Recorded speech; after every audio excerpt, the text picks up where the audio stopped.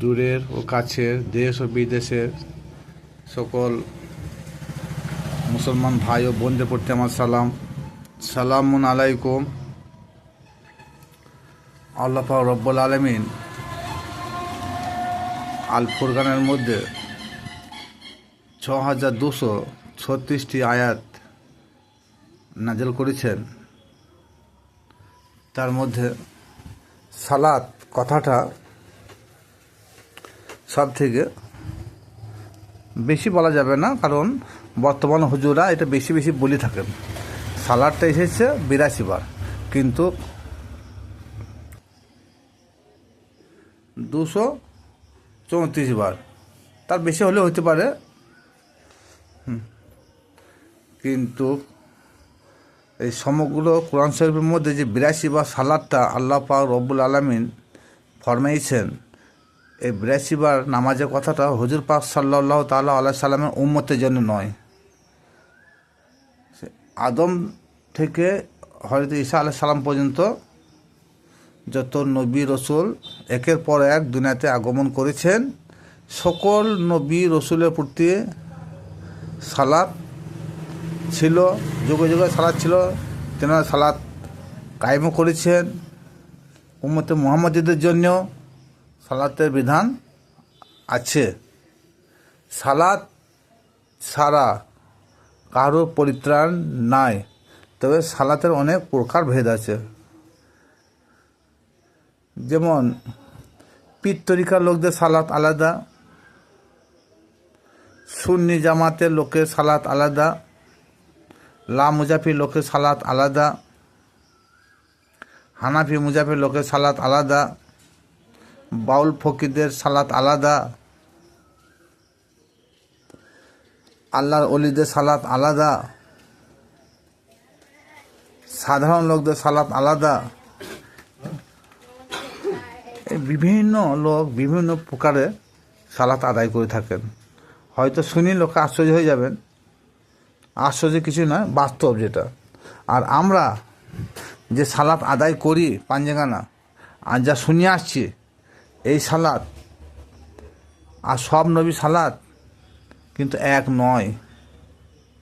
কিন্তু আল্লাহ পাক রব্বুল আলামিন প্রত্যেক নবীর উপরে সালাতের বিধান ছিল। আদমের নবীর উপরে সালাতের বিধান ছিল, ইব্রাহিম নবীর উপরে ছিল, ইসমাইল, ইসাহক, ইয়াকুব, ঈসা, মুসা সকল নবীর প্রতি সালাতের বিধান ছিল। কিন্তু তদ্রূপ হুজুর পাক সাল্লাল্লাহু তাআলা আলাইহি সাল্লামের উপর সালাতের বিধান আছে। তাহলে আমরা যে সালাত পড়ি, সেই সালাতটার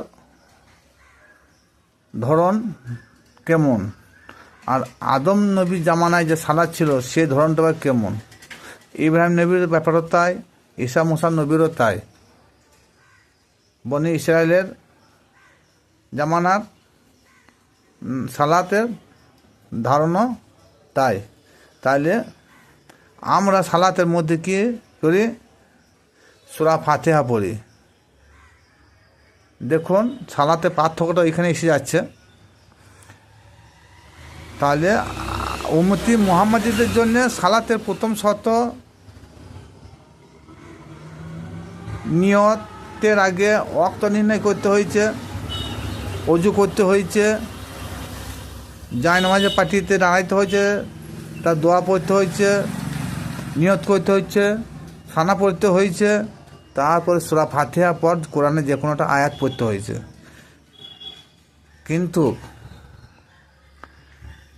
আদম থেকে হযরত ঈসা আলাইহিস সালাম পর্যন্ত যত নবী রাসূল একাধিকবার দুনিয়া এসেছেন, তিনাদের সালাতে সূরা ফাতিহা ছিল না।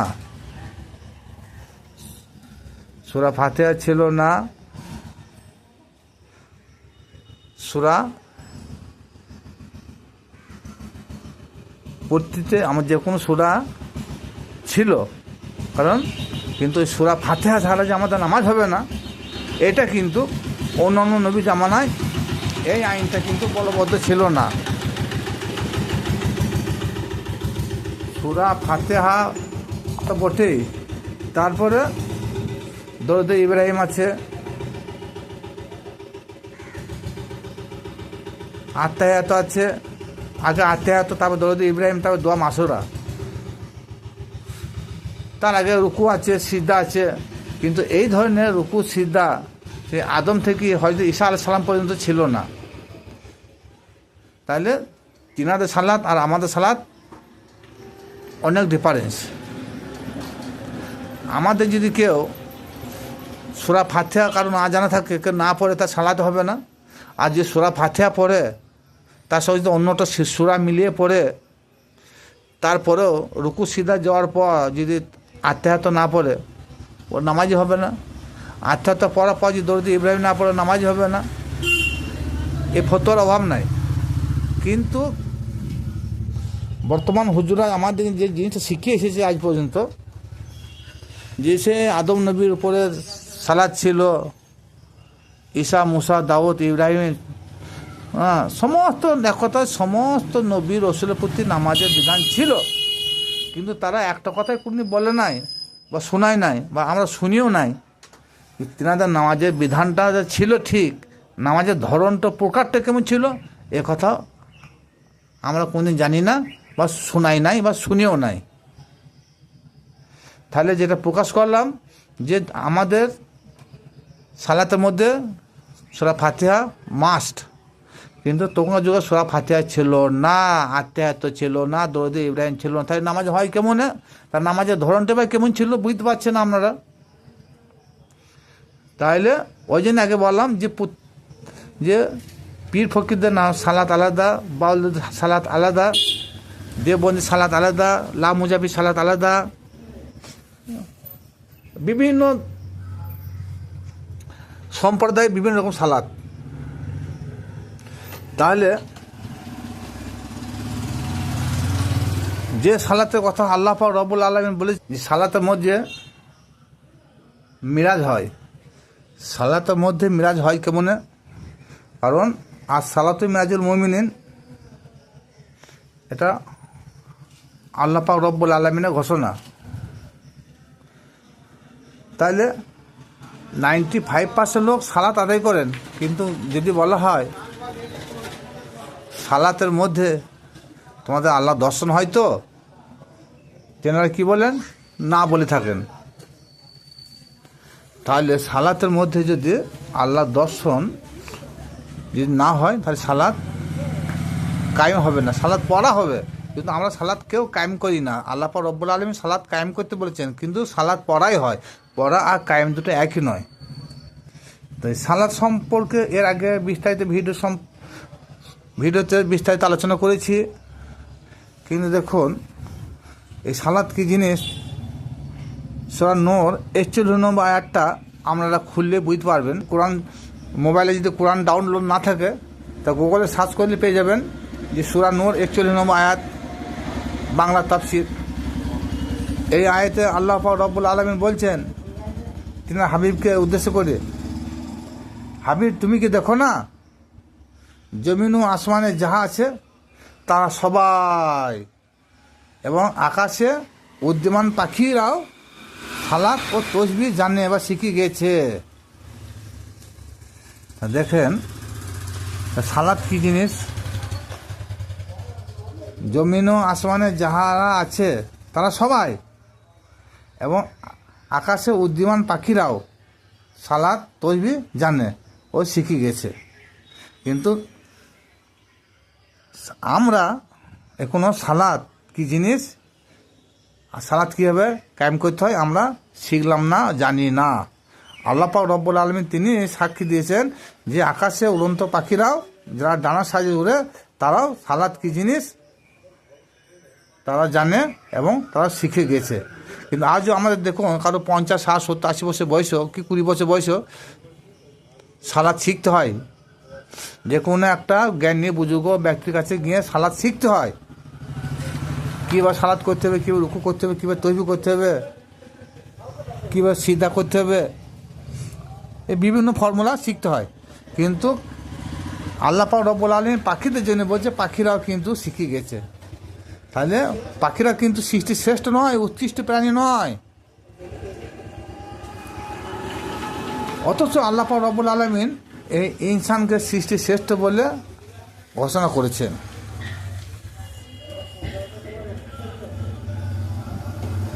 অথচ এই পাখিটা কারা? এই পাখি সম্বন্ধে জানতে গেলে আলাদা স্কুলে ভর্তি হয়ে এটা জ্ঞানী বুজুর্গ ব্যক্তির সঙ্গে এটা আলোচনা করলে এটা পাওয়া যাবে। কিন্তু সবার দ্বারা এটা সম্ভব হবে না।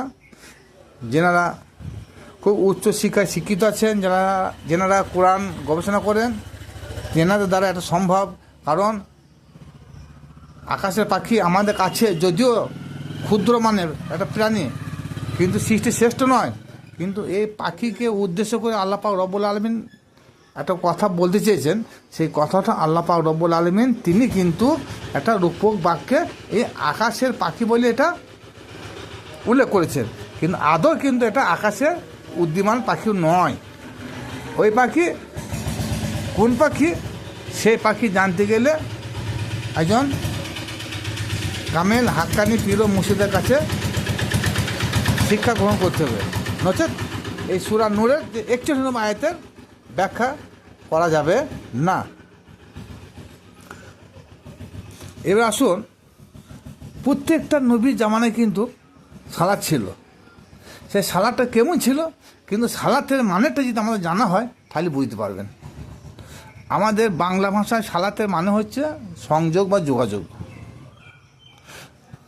তাহলে আর যে সালাতের মানেটা আমাদের প্রচলিত চলছে যে নামাজটা কিন্তু প্রকৃতপক্ষে বাংলা নয়। নামাজের সালাতের আর ভাষা হচ্ছে নামাজ।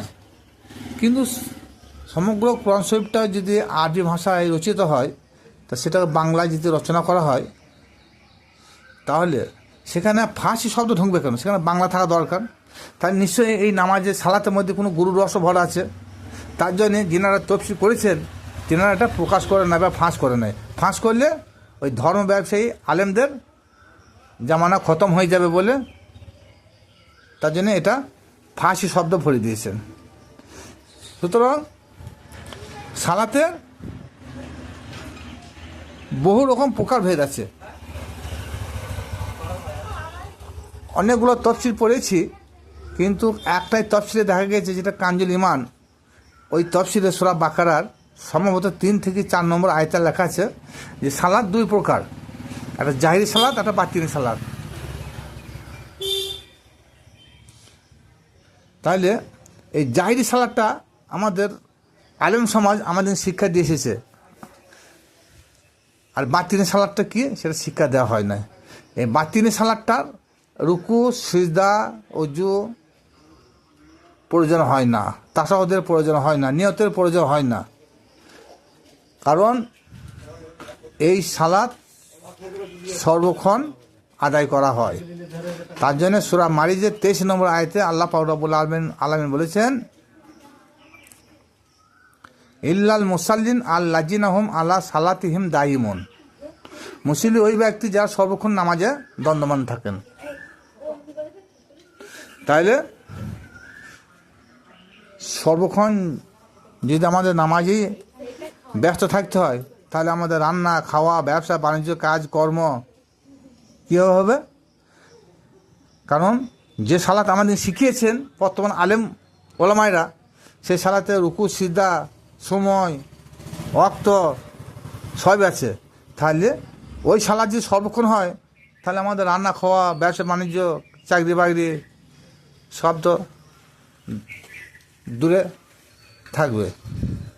সর্বদা নামাজ নিয়ে ব্যস্ত হতে হবে, তাহলে কোনো কাজকর্ম হবে না, চাষাবাদ হবে না। কিন্তু না, এই যে দাইমি সালাত বা বাতিনি সালাত, এই সালাত চাকরিও করা হবে, চাষও করা হবে, ব্যবসা বাণিজ্য করা হবে, সংসারের কাজকর্ম করা হবে, খাওয়া দাওয়া হবে, সমস্ত কিছু হবে। কিন্তু এই সালাত শিখতে গেলে একজন বুজুর্গ ব্যক্তির নিকট শিখতে হবে। নচেত ওই ওয়াক্তে সালাত পড়ে জীবন কাটানোই হবে, ওই সালাতে মিরাজ হবে না।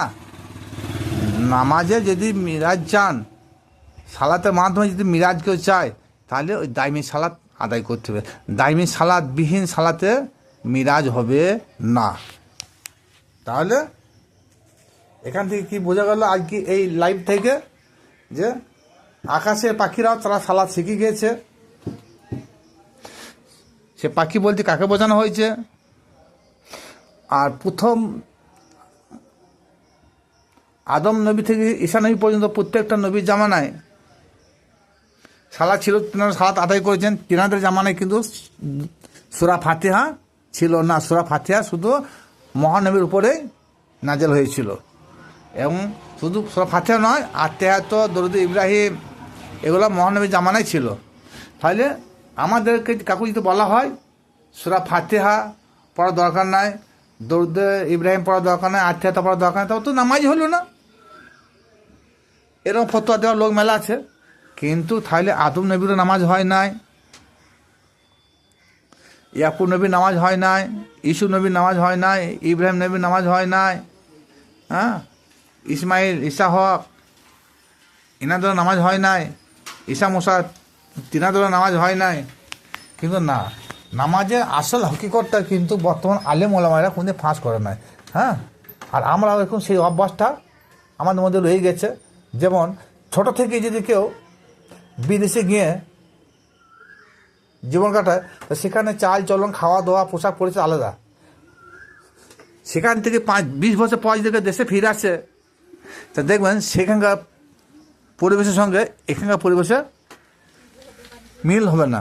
খাওয়া দাওয়া মিল হবে না, পোশাক পরিচয় মিল হবে না, কথাবার্তা মিল হবে না। কী হবে? সেই রকম পরিবেশের সঙ্গে মিশতে চাবে, সেই রকম পরিবেশের সঙ্গে সবসময় মন চাবে।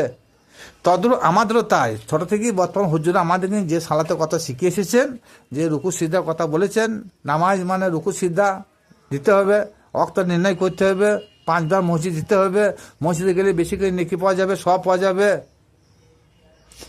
এই শিক্ষাগুলো বর্তমান আলেম ওলামারা আমাদেরকে শিক্ষা দিয়েছেন। কিন্তু আজ কোরআন হাদিস রিসার্চ হচ্ছে, ইন্টারনেটের যুগ, গুগলে সার্চ করলেই পেয়ে যাবেন। গুগলে যখনই সার্চ করা যাচ্ছে তখনই কিন্তু যা শিখেছি তার উল্টো ব্যাখ্যা হয়ে চলে আসছে, কোরআনের তৌসিফপন্ন হয়ে চলে আসছে। তাহলে তার জন্য বর্তমান কিছু আলেমরা উঠে পড়ে লেগেছে, যে যারা কোরআন নিয়ে ব্যস্ত, কোরআন নিয়ে চলে, হাদিস মানে না, তারা কাফের, তাদের কথা স্মরণ করবে না, তাদের অনুসরণ করবেন না, তাদের ভিডিও দেখবেন না, এমন ফতোয়া দিতেও কোনো অসুবিধা নাই। হ্যাঁ, নাস্তিক, আস্তিক, হ্যাঁ, কাফের, মসজিদের বিভিন্ন ধরনের ফতোয়া দিয়ে থাকে। কিন্তু কারণ একটাই, বর্তমান যেসব আলেম ওলামারা আমাদেরকে এতদিন ভুল পথে নিয়ে গিয়েছেন, মানে ভুল পথে বলতে কী বোঝানো হচ্ছে, যে কোরআনের যেটা আদেশ, কোরআনের যে বিধান, সেই বিধান অনুযায়ী আমরা কোনদিন পথ চলি নাই।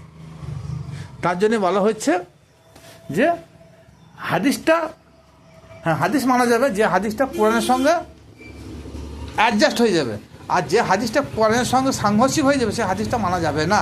কারণ কোরআনের উপরে আমল করা হয়েছে প্রয়োজন। ভিডিওটা শুনে যদি ভালো লাগে, বেশি বেশি শেয়ার ও লাইক করবেন। খোদা হাফেজ। হ্যাঁ, আর লবণ খাবার যাবার চেষ্টা করবেন না, লবণ খাবার চেষ্টা করবেন একবারে।